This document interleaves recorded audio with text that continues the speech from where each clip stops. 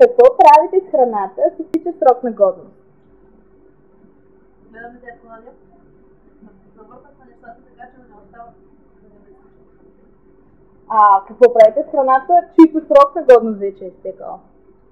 90% от нещата си ги консумираме ние на място и си ги вземем за вкъщи. Общото гледаме храна да изтекла.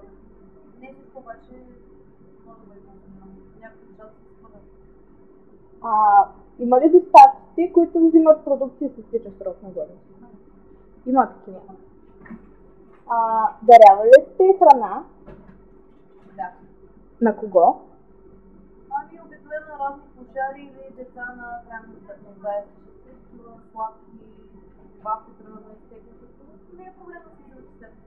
Които просто срещате по улиците? Да, те обикновено се обаждат.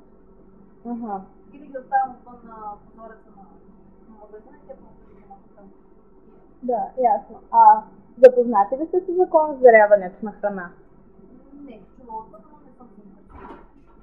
Ако се дадат преференции и условия за даряването на храна, се облегчат, бихте ли дарявали?